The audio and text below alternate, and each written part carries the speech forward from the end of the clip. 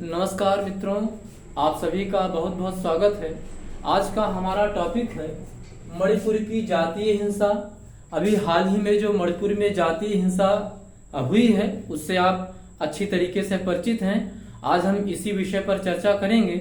आज हम चर्चा करेंगे भारत के पूर्वोत्तर में स्थित मणिपुर राज्य की, जो प्राकृतिक सुंदरता के लिहाज से बहुत ही खूबसूरत है, जो प्राकृतिक सुंदरता की दृष्टि से एक धनी राज्य है। आज हम चर्चा करेंगे इम्फाल उच्च न्यायालय के एक ऐसे फैसले की, जिस फैसले की वजह से मणिपुर राज्य में जातीय हिंसा का एक नया दौर प्रारंभ हो चुका है। आज हम चर्चा करेंगे इम्फाल उच्च न्यायालय के एक ऐसे फैसले की, जिसकी वजह से इस राज्य में आदिवासी बनाम गैर आदिवासी, मैदानी बनाम पहाड़ी समुदाय के बीच का जो एक नाजुक सामाजिक संतुलन है वो गड़बड़ हो चुका है। वहां हिंसा का दौर शुरू हो चुका है, वहां मारकाट मची है। हालांकि अब स्थिति कंट्रोल में है। तो ये जो एक हिंसा के दौर का सामना मणिपुर राज्य कर रहा है, तो आज हम उसी विषय पर चर्चा करेंगे और आज हम इन्हीं सब चीजों को देखेंगे।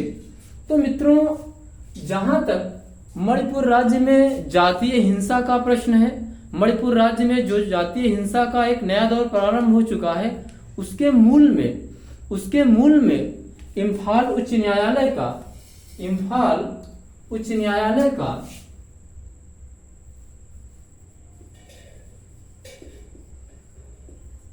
इम्फाल हाई कोर्ट का एक फैसला है, जिस फैसले की वजह से मणिपुर में ये स्थिति पैदा हो गई है, ये हालात पैदा हो गए हैं।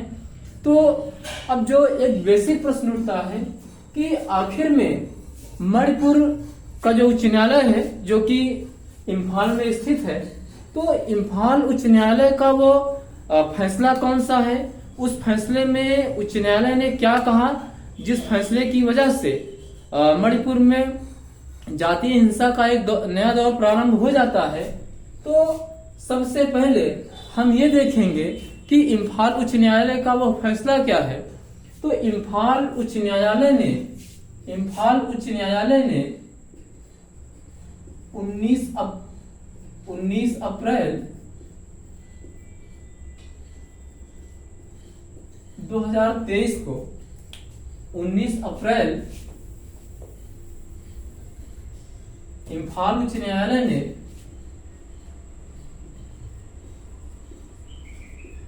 19 अप्रैल 2023 को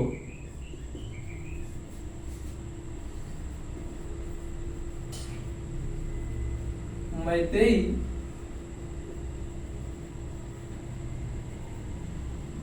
ट्राइब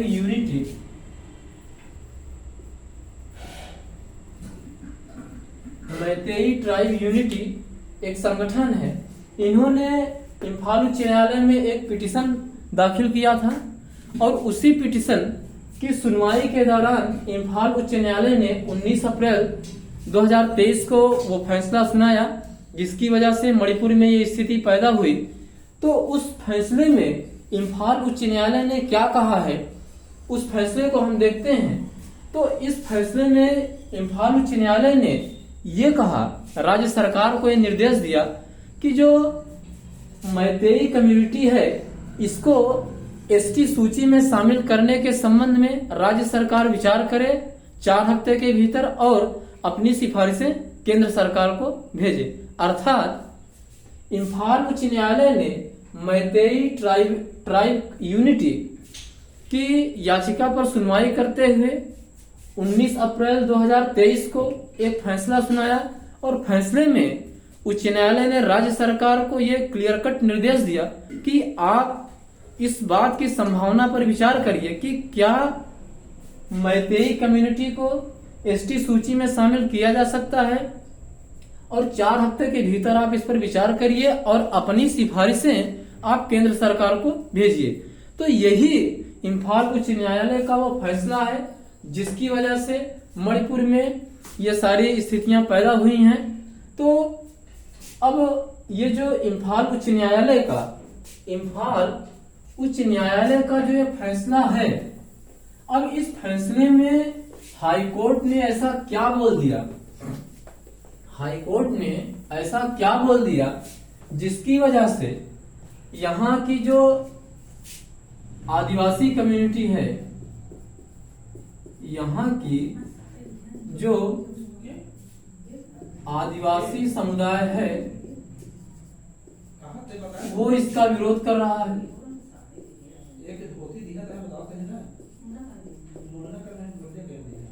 वो इसका विरोध कर रहा है।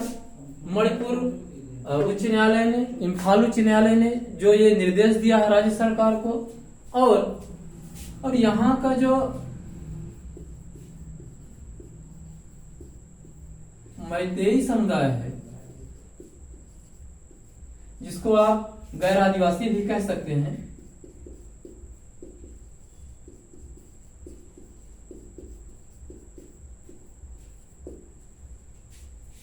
ये एसटी सूची में शामिल होना चाहता है।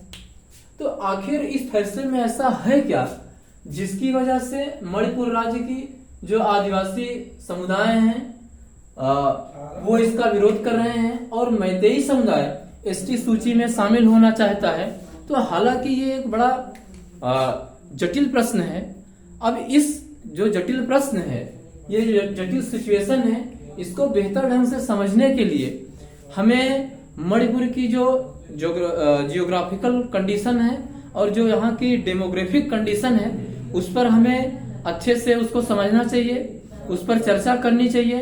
तब ये जा करके इस फैसले के मूल में वो प्रॉब्लम क्या है जिसकी वजह से मणिपुर राज्य की आदिवासी समुदाय इसका विरोध कर रहा है और यहाँ पर ये हालात पैदा हुए हैं। तो सबसे पहले हमें मणिपुर राज्य की जो डेमोग्राफिक कंडीशन है और जो ज्योग्राफिकल कंडीशन है उसको हमें समझना चाहिए। उसके बाद इस फैसले के में ऐसा क्या है जिसकी वजह से जो आदिवासी समुदाय हैं मणिपुर राज्य के वो इसका विरोध कर रहे हैं। तो सबसे पहले हम ये देखते हैं कि जो मणिपुर राज्य है वो भारत राज्य क्षेत्र में, जो भारत का पूरा राज्य क्षेत्र है वो कहां पर, भारत राज्य क्षेत्र में वो कहां पर मणिपुर राज्य स्थित है, पहले हम उसको जान लेते हैं। तो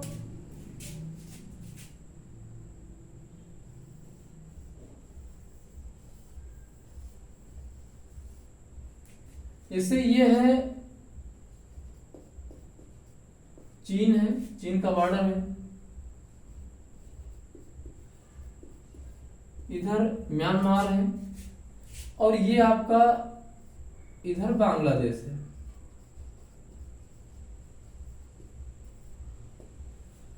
ये बांग्लादेश है और यहीं पर हमारा आसाम है और फिर पूरा का पूरा ये यहां तक आपका अरुणाचल है, अरुणाचल प्रदेश।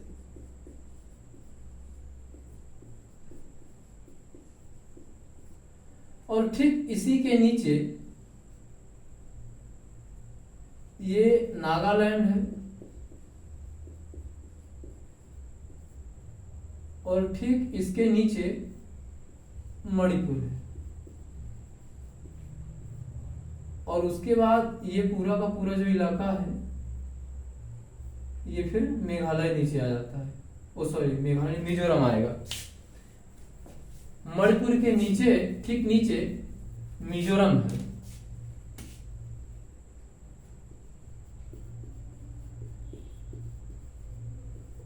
और मित्रों आपकी जानकारी के लिए एक चीज बता दें, बहुत ही इंपॉर्टेंट है।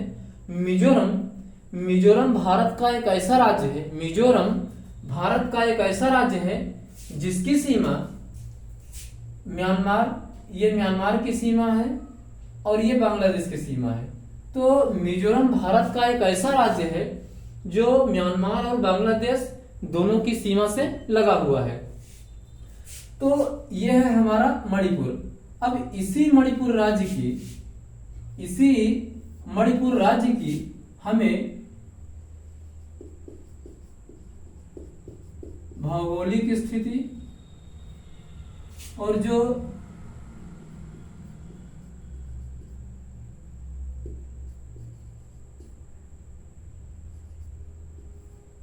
जननांकी स्थिति है,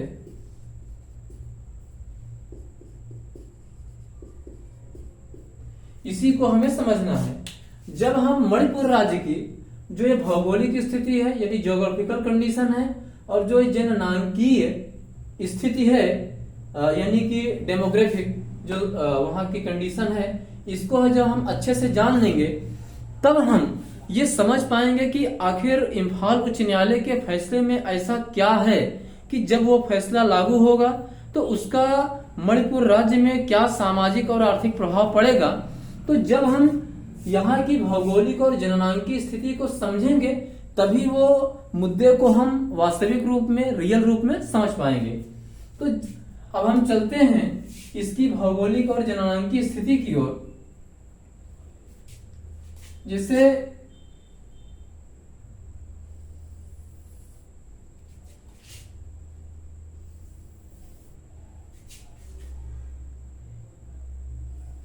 यह है ज्योग्राफिकल कंडीशन का चित्र और यह है डेमोग्राफिक कंडीशन।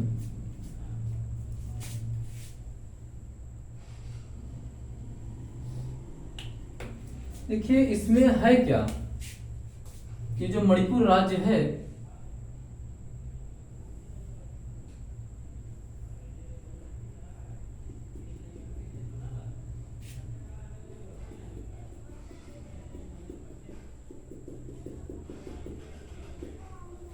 मणिपुर राज्य की जो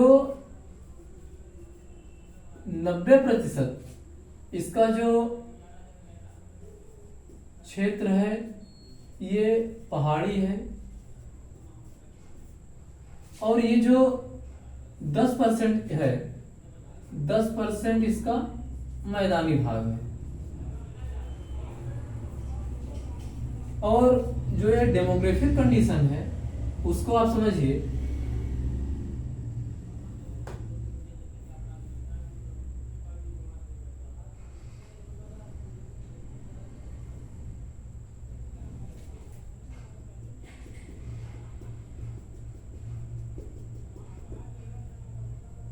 ये है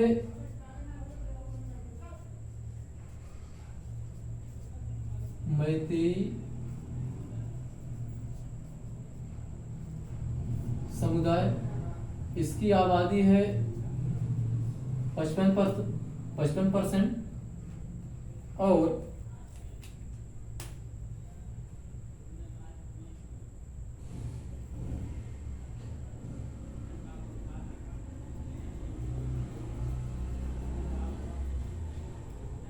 और ये है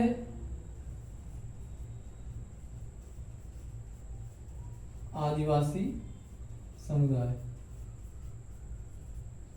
इनकी जनसंख्या है 40%। और जो ये शेष 5% है, जो ये शेष 5% है, इसमें अन्य धर्मों के लोग या अन्य जातियों के लोग हैं। तो आप इसको समझिए।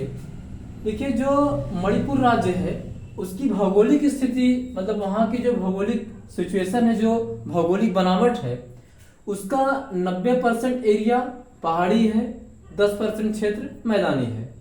और यहाँ की जो पॉपुलेशन है, जो पॉपुलेशन की जो संरचना है, जो पॉपुलेशन है, उसमें 55%, 55% मैतेई कम्युनिटी है और 40% आदिवासी समुदाय की आबादी है और 5% में अन्य लोग आते हैं। और अभी वर्तमान कंडीशन ये है मणिपुर की कि जो ये मैतेई समुदाय है जिसकी आबादी 55% है, तो ये सिर्फ ये 10% जो मैदानी इलाका है, यानी ये पूरी की पूरी जो आबादी है 55% की, ये निवास करती है मात्र 10% भूभाग पर। वजह ये है कि मणिपुर में जो गैर आदिवासी कम्युनिटी है, जो गैर आदिवासी लोग हैं, उन लोगों को इन पहाड़ी क्षेत्रों में न तो बसने का अधिकार है, न जमीन खरीदने का अधिकार है, न ही वहां पर वो किसी प्रकार की व्यवसायिक गतिविधि कर सकते हैं। तो ऐसी स्थिति में अब देखिए, और जो ये आदिवासी समुदाय है उसकी जनसंख्या है मणिपुर की कुल आबादी का महज 40%। अब ये 40% जो आबादी है, यानी जो 40% पॉपुलेशन है, वो 90% संसाधन का उपयोग कर रहा है। यानी 40% आबादी जो है, इसका जो अधिकार है इस राज्य के 90% भूभाग पर इसका अधिकार है। यहाँ के रिसोर्सेस का ये इस्तेमाल करता है। अन्य लोगों को यहाँ पर किसी प्रकार से निवास करने, जमीन खरीदने का कोई अधिकार नहीं है। तो यहाँ के संसाधन का वो उपयोग करने का तो कोई प्रश्न ही नहीं पैदा होता है। और ये तो यहाँ की ज्योग्राफिकल कंडीशन और डेमोग्राफिक कंडीशन है। और अब आप यहाँ का जो रिजर्वेशन सिस्टम है इस राज्य का,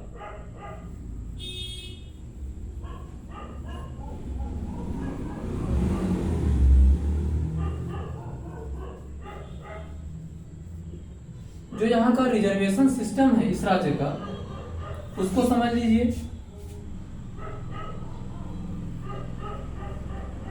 31% एसटी को रिजर्वेशन है,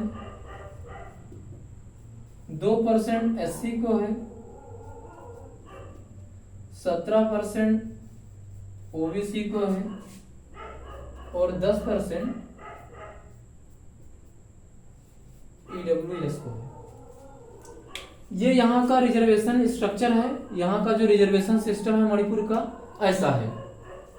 अब आप समझिए कि जो यहाँ की जो ज्योग्राफिकल कंडीशन है उसको आपने अच्छे से समझ लिया, और यहाँ की जो डेमोग्राफिक कंडीशन है उसको आपने अच्छे से समझ लिया, और रिजर्वेशन सिस्टम यहाँ का ये है। तो इन दोनों चीजों को देखने के बाद, इन दोनों चीजों को अच्छे ढंग से समझने के बाद आप मतलब कि अंदाजा लगा लिए होंगे, या ये बात बिल्कुल क्लियर हो गई होगी कि आखिर में इम्फाल हाई कोर्ट ने जो मैतेई कम्युनिटी को जो एसटी सूची में शामिल होने के लिए शामिल उसको करने के लिए जो राज्य सरकार से कहा कि आप विचार करिए और अपनी जो सिफारिशें हैं, मतलब कि आप केंद्र सरकार के पास उसको भेजिए। तो उसमें अब मूल बात ये उभर करके आती है, क्योंकि ये जो मैतेई कम्युनिटी है ये ओबीसी वर्ग में आती है। जो मैतेई है अभी वर्तमान समय में जो मौजूदा कंडीशन है, तो मैतेई आते हैं ओबीसी में।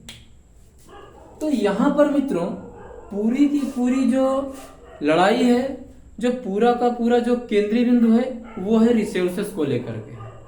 रिसोर्सेस को लेकर के है, क्योंकि भाई 40% आबादी 90% रिसोर्सेस का इस्तेमाल कर रही है, 90% रिसोर्सेस की मालिक है, और 55% आबादी वो 10% इलाके में जो 10% भूभाग है उसमें निवास कर रही है। एक चीज। दूसरी चीज, आदिवासियों की जो आबादी है मणिपुर की वो है 40%, रिजर्वेशन उनको है 31% का, और जो मैतेई कम्युनिटी है उसकी आबादी है 55% और उसको रिजर्वेशन है 17%। अब देखिए कि इम्फाल उच्च न्यायालय ने जो फैसला दिया है इसके आप प्रैक्टिकल इम्प्लीकेशन पर जाइए। इसका जो व्यवहारिक प्रभाव होगा जब ये फैसला मान लीजिए इन केस लागू हो जाता है, मतलब कि मणिपुर सरकार इनको मैतेई कम्युनिटी को एसटी कम्युनिटी में शामिल होने के संबंध में अब वो अपनी रिकमेंडेशन देती है, मतलब उस पर वो मुहर लगा देती है और वो केंद्र सरकार के पास सिफारिश भेज देती है। तो ऐसी स्थिति में जब ये फैसला लागू हो जाएगा, इस संबंध में कानून बन जाएगा, तो इसका जो प्रैक्टिकल इम्प्लीकेशन है उसी को सोच करके, उसी को ध्यान में रख करके कि यदि फ्यूचर में ऐसा हो गया, यदि मैतेई कम्युनिटी एसटी कम्युनिटी में शामिल हो गए, तो जो मणिपुर राज्य का जो आदिवासी समुदाय है, मणिपुर राज्य का जो आदिवासी समुदाय है वो जान रहा है कि अगर ऐसा हो गया तो ये जो 55% जो मैतेई कम्युनिटी है, जब ये एसटी कम्युनिटी में शामिल हो जाएगी, एसटी सूची में शामिल हो जाएंगी, इनको आदिवासी समुदाय का दर्जा जब दे दिया जाएगा तो अभी तक जो ये पूरी की पूरी पॉपुलेशन के जो ये पूरी की पूरी पॉपुलेशन है, इसका अभी इन क्षेत्रों में जो रिसोर्सेस हैं, इन क्षेत्रों में जो संसाधन है, उस पर इनकी पहुंच नहीं है। ये महज 10% भूभाग पर ही रह रहे हैं, इसके बाहर वो जा नहीं सकते हैं, कानूनी प्रतिबंध है, जमीन खरीद नहीं सकते हैं, तमाम सारी चीजें हैं। तो जब मैतेई कम्युनिटी को एसटी कम्युनिटी में शामिल कर लिया जाएगा तो इस आबादी की सीधी पहुंच यहाँ पर हो जाएगी इन क्षेत्रों पर। तो यहाँ पर ये जमीन खरीद सकेंगे, अस्थायी रूप से निवास कर सकेंगे, रोजगार व्यवसाय कर सकेंगे, एक चीज। दूसरी चीज, जब मैतेई कम्युनिटी एसटी कम्युनिटी में शामिल हो जाएगी तो ये 31% जो रिजर्वेशन है भाई ये इनमें भी इनका हिस्सा लगेगा। तो इसी वजह से आदिवासी समुदाय इस बात को लेकर के बिल्कुल डरा हुआ है कि यदि मैतेई कम्युनिटी को एसटी सूची में शामिल कर लिया गया तो ये हमारे रिसोर्सेज पर कब्जा कर लेंगे, हमारे फ्यूचर के लिए खतरा हो जाएगा, हमें रिसोर्सेज में बंटवारा करना पड़ेगा, ये भी इसमें हिस्सा बटाएंगे। तो इसी चीज को लेकर के तो रिसोर्सेज पर जो कब्जे की लड़ाई है, रिसोर्सेज पर जो पहुंचने की जो लड़ाई है, उसी की वही मूल बिंदु है जो जिसको लेकर के यहाँ पर हिंसा हो रही है। और आदिवासी समुदाय ये चाहता है कि मैतेई कम्युनिटी को एसटी सूची में शामिल न किया जाए, ताकि हम लोग जिस प्रकार से गुजर बसर कर रहे हैं इतने बड़े संसाधन पर वो बरकरार रहे, उसमें हम दूसरे को हिस्सा नहीं देंगे। मतलब उनकी ये सोच है, इसीलिए वो विरोध कर रहे हैं। अगर भाई इस प्रकार की सोच ना होती तो विरोध करने का कोई औचित्य नहीं था। तो इसी प्रैक्टिकल इम्प्लीकेशन की वजह से ये सारी चीजें हो रही हैं। और इम्फाल उच्च न्यायालय ने जो फैसला दिया है, इसका जो प्रभाव है मित्रों बड़ा दूरगामी है। इसी प्रभाव को देख करके, इसी फ्यूचर को देख करके, अपने पीढ़ी के भविष्य को लेकर के आदिवासी समुदाय आंदोलित है।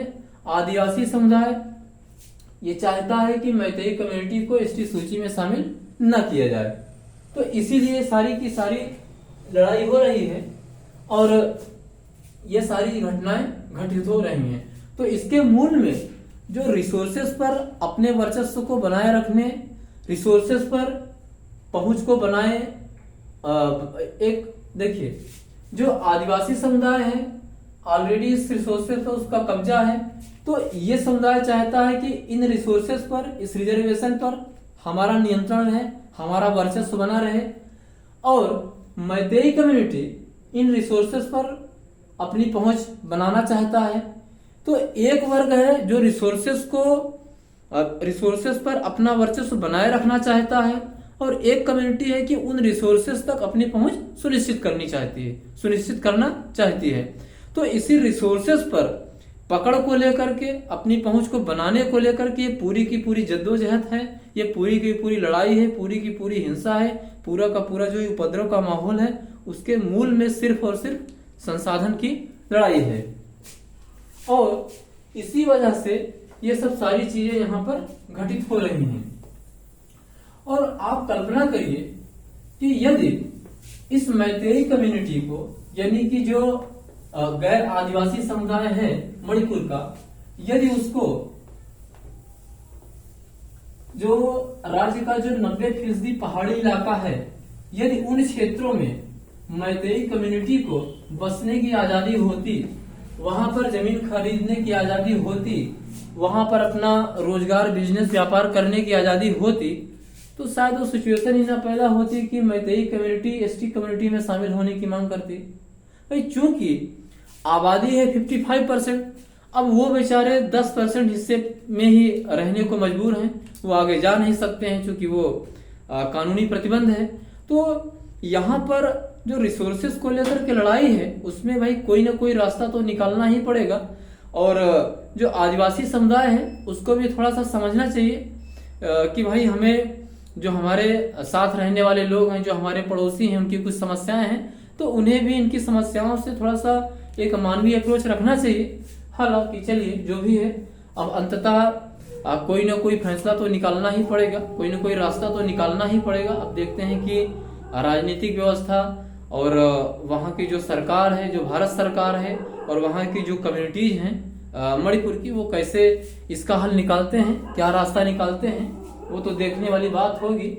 लेकिन है ये मित्रों एक जटिल समस्या। अब देखिए इसका समाधान क्या होता है, वो देखने वाली बात है। जिसे मान लीजिए मित्रों, मैं एक उदाहरण देना चाहता हूं कि जैसे मान लीजिए कि एक व्यक्ति है एक्स पर्सन, एक है वाई पर्सन। अब मान लीजिए कि इन दोनों में बड़ी ही प्रगाढ़ मित्रता है, बड़ी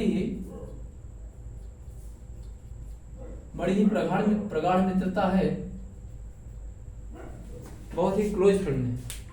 लेकिन अगर एक्स को ये मालूम चल जाए कि वाई जो है हमारे फ्यूचर के लिए खतरा पैदा कर सकता है, या वाई हमारे रिसोर्सेस पर कब्जा कर लेगा, या हमारे रिसोर्सेस में हिस्सा बटाना चाहता है, तो ऐसी स्थिति में देखिए कि कितनी भी गहरी मित्रता होगी, जहां पर फ्यूचर के लिए जहां पर एक्स वाई के फ्यूचर के लिए या वाई एक्स के फ्यूचर के लिए अगर खतरा पैदा करेगा, अगर ऐसी सिचुएशन बनेगी, तो जान लीजिए कि मित्रता में वो ब्रेक हो जाएगा, मित्रता में खटास आ जाएगी, ये बिल्कुल तय है।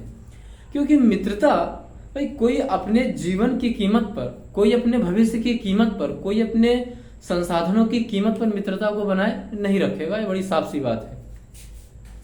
तो कितनी भी तगड़ी मित्रता हो, अगर एक मित्र दूसरे के अस्तित्व के लिए खतरा पैदा करेगा, दूसरे के संसाधन पर कब्जा करने की कोशिश करेगा, या उसके संसाधनों में हिस्सा बटाना चाहेगा, तो ऐसी स्थिति में जो मित्रता है वो कितनी भी प्रगाढ़ हो, उसके होते हुए भी आप समझिए कि मित्रता में दरार आ जाएगी, लड़ाई झगड़े शुरू हो जाएंगे। क्योंकि चाहे वो विवाद पारिवारिक हो, चाहे राष्ट्रीय विवाद हो या इंटरनेशनल विवाद हो, सबके मूल में दो ही चीज होती हैं। विवाद जो है या तो वो रिसोर्सेस को लेकर के विवाद होता है, या तो वो पावर को लेकर के विवाद होता है, अन्यथा विवाद का कोई कारण होता ही नहीं है। तो जब ये देखेगा कि एक्स को ये समझ में आएगा कि वाई, जब एक्स को ये लगेगा कि जो वाई है वो हमारे फ्यूचर के लिए खतरा पैदा कर सकता है, हमारे रिसोर्सेस पर वो कब्जा कर सकता है, हमारे रिसोर्सेस में वो अपना हिस्सा बटा सकता है, तो ऐसी स्थिति में तो आप समझिए कि मित्रता खत्म हो जाएगी, दोनों एक दूसरे के दुश्मन हो जाएंगे। ठीक यही सिचुएशन जो है इस समय मणिपुर में चल रही है, जहां पर दो कम्युनिटी को लोग प्रेम से रह रहे थे, मतलब साथ साथ रह रहे थे। इस फैसले की वजह से आदिवासी समुदाय को, मतलब मणिपुर की जो आदिवासी समुदाय है, उसको अपने फ्यूचर को लेकर के खतरा पैदा हो गया है कि भाई ये आएंगे तो हमारे संसाधनों पर कब्जा करेंगे, हमारी मतलब जो पीढ़ी है उसके लिए समस्या पैदा करेंगे। तो इन्हीं सारी चीजों को ध्यान में रखते हुए आदिवासी समुदाय इम्फाल उच्च न्यायालय के फैसले का विरोध कर रहा है कि मैतेई कम्युनिटी को एसटी सूची में शामिल न किया जाए। तो इसीलिए सब सारी चीजें हो रही हैं। मित्रों, जैसा कि हमने अभी आपसे कहा कि विवाद वो चाहे पारिवारिक विवाद हो यानी फैमिली का विवाद हो, चाहे नेशनल लेवल पर कोई विवाद हो, या मान लीजिए इंटरनेशनल लेवल का कोई विवाद हो, तो विवाद के मूल में दो ही चीजें होती हैं। विवाद के मूल में दो ही चीजें होती हैं, या तो वो संसाधन को लेकर के विवाद होता है, मतलब लड़ाई झगड़े होते हैं, या तो फिर सत्ता को लेकर के यानी पावर को लेकर के। अब सत्ता का मतलब यहाँ आप सिर्फ राजनीतिक सत्ता को ही मत समझिएगा। अब भाई सत्ता मतलब जैसे कुछ लोग होते हैं ना कि हमारी मतलब सोसाइटी में एक हमारा वर्चस्व होना चाहिए, हमारी एक हनक होनी चाहिए, हमारी मतलब एक जैसे उसको आप कह लीजिए कि दबंगई होनी चाहिए ना। कुछ लोग होते हैं और वो चाहते हैं कि हमारा वर्चस्व बना रहे, तो आप इस पर चिंतन करिएगा, इस पर मनन करिएगा, मंथन करिएगा। आप ये देखेंगे कि पूरे के पूरे संसार में, इस पूरे के पूरे यूनिवर्स में जितनी भी लड़ाइयां हुई हैं, चाहे वो लड़ाई फैमिली के लेवल पर रही हो, या मान लीजिए कि नेशनल लेवल पर रही हो, इंटरनेशनल लेवल पर रही हो, चाहे वो जिस लेवल का विवाद रहा हो, जब आप उसकी गहराई से पड़ताल करेंगे, उसकी गहराई से जांच करेंगे, तो उसमें ये आप पाएंगे कि विवाद का कारण या तो संसाधन पर वर्चस्व को लेकर के है, संसाधन पर अपनी पकड़ बनाए रखने को लेकर के है, या तो फिर सत्ता को लेकर के संघर्ष है, या तो अपने वर्चस्व को, अपनी दादागिरी को, अपनी हनक को बनाए रखने के लिए ही लड़ाई है। बाकी इसके अलावा लड़ाई का कोई कारण आपको, जहां तक हमारी समझ है, जहां तक हमारी नॉलेज है, संभवतः आपको कुछ मतलब आप इसके इतर कुछ पाएंगे ही नहीं। जैसे मान लीजिए कि यदि हम फैमिली के लेवल का विवाद लें, जैसे मान लीजिए हम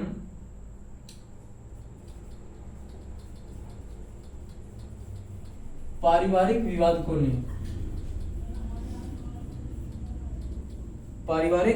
लें, तो भाई एक फैमिली में एक माता पिता के दो मतलब कई संतानें होती हैं, भाई बहन होते हैं।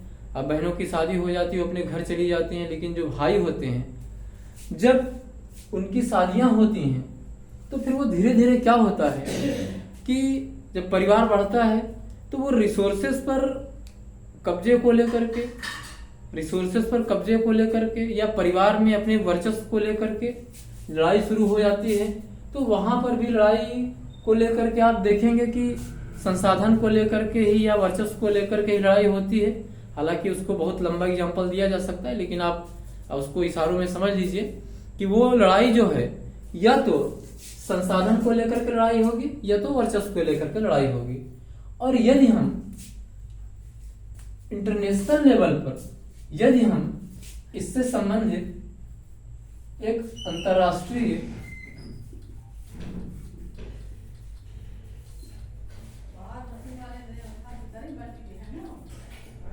अंतरराष्ट्रीय स्तर का विवाद देखें संसाधन को लेकर के, या मतलब कि अंतरराष्ट्रीय स्तर पर जब आप जाएंगे तो वहां भी आपको यही देखने को मिलेगा कि भाई या तो वो विवाद संसाधन पर कब्जे को लेकर के रहा है, या तो वर्चस्व को लेकर के लड़ाई रही है।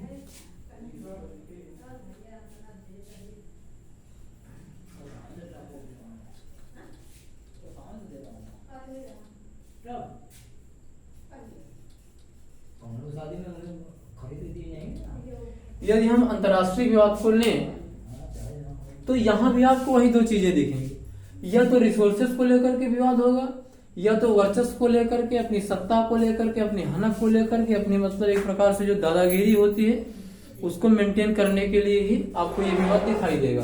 अब जैसे मान लीजिए कि इंटरनेशनल विवाद का हम दो उदाहरण आपके सामने प्रस्तुत कर रहे हैं। आप सभी लोगों ने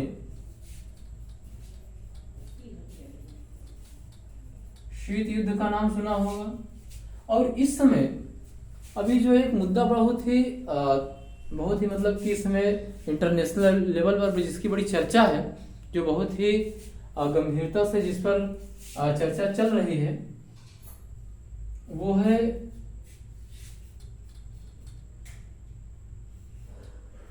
यूएन में, वो है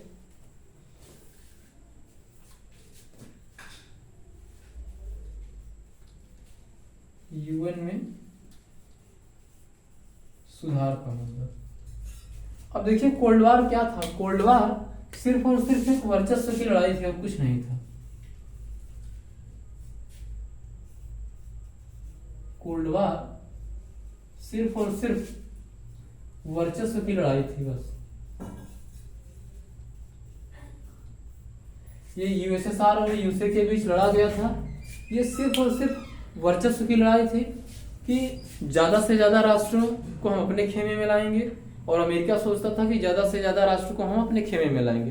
तो इसके माध्यम से, वो खेमेबाजी के माध्यम से, लामबंदी के माध्यम से, वो इंटरनेशनल लेवल पर अपनी जो एक मतलब वर्चस्व है, अपनी जो एक पकड़ है, अपनी मतलब जो एक दादागिरी है वो दिखाने की कोशिश इन लोगों ने किया। तो शीत युद्ध सिर्फ और सिर्फ एक वर्चस्व की लड़ाई थी और कुछ नहीं था, और इसमें कुछ भी नहीं था वर्चस्व की लड़ाई के अलावा।